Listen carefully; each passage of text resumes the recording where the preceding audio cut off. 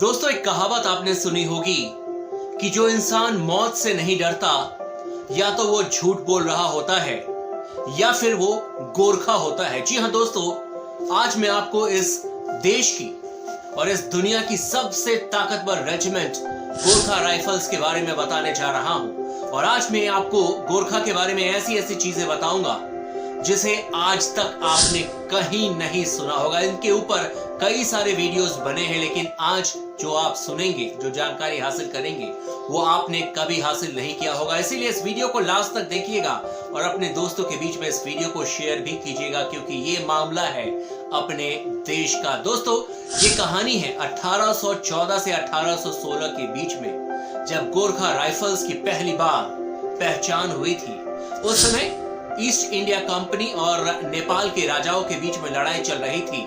हालांकि east India company उस लड़ाई में जीत दर्ज करने में सफल हुई थी, लेकिन गोरखा ने जिस तरीके से नेपाल के राजाओं के लिए लड़ाई की थी, उससे बहुत ज्यादा इंप्रेस हो गए थे अंग्रेज, और गोरखा को भारतीय सैनिक में शामिल कर दिया गया था और साथ में उन्होंने ब्रिटिश सेना में भी उन्हें शामिल करने का फैसला किया। और उसके बाद से ही ये 205 साल अब तक बीत चुके हैं। आज भी मैं बता दूं कि 24 अप्रैल 1815 को पहली बार गोरखा को स्टैब्लिश किया गया था और अब 205 साल हो गए हैं। गोरखा हमारे देश का एक अभिन्न सैनिक जो संस्थान है वो बन चुका है। 1,20,000 अभी भी सैनिक गोरखा के हमारे साथ जुड़े हुए हैं। हालांकि कुछ दिन पहले बहुत ज्यादा विवाद हुआ था, आपको भी पता होगा, जब चाइना के अगेंस्ट भारत का क्लैश चल रहा था और नेपाल के कुछ जो छोटे मोटे नेता हैं वो कह रहे थे कि गोरखा को नहीं लड़ना चाहिए भारत के लिए, अगर नेपाल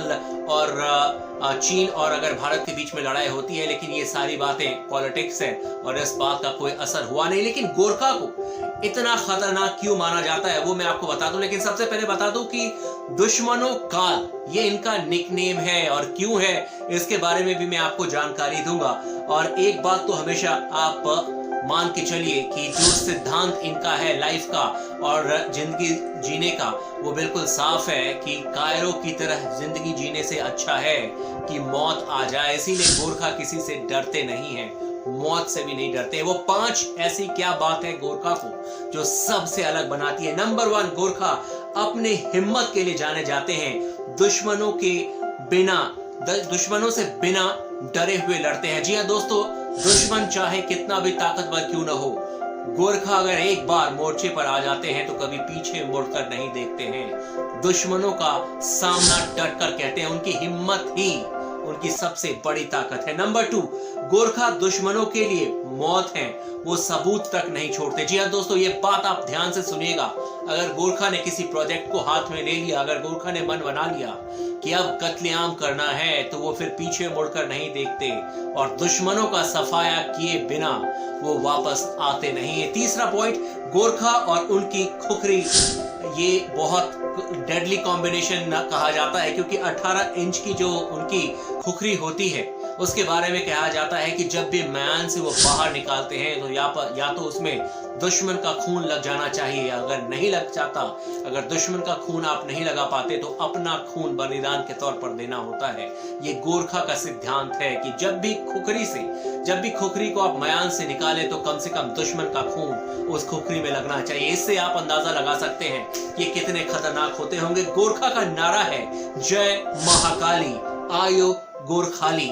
बहुत ताकतवर नारा है दोस्तों ये, और जब ये एनडीए के कॉलेजेस में गूंजता है ये आवाज, तो सारे के सारे जितने भी लोग हैं उनके रोंगटे खड़े हो जाते हैं, क्योंकि ये नारा जो जय महाकाली आयो गोरखाली, ये बहुत ज्यादा ताकत और मोटिवेशन इनके अंदर भर देता है। और आखिरी पॉइंट, दुश्मन का बचना इनके सामने इम्पॉसिबल है, क्योंकि एक बार अगर इन्होंने मन बना लिया कि ये दुश्मन का सफाया करना है तो फिर दुश्मन का सफाया होकर रहता है। और जैसा कि मैंने आपको बताया कि सबूत तक ये कभी नहीं छोड़ते। एक छोटी सी कहानी मैं आपको बताऊंगा गोरखा की, जो सेकेंड वर्ल्ड वॉर के समय में ये घटी थी, और सिर्फ एक गोरखा का सैनिक 31 जापान के सैनिकों का जान लेने में कामयाब हो गया था। और ये ऐसी कहानी है सिर्फ एक हाथ से राइफल चलाते हुए, क्योंकि एक हाथ में ग्रेनेड फट गई थी, लेकिन गोरखा का सैनिक ने 31 जापान के सैनिकों का जान ले लिया था। दोस्तों,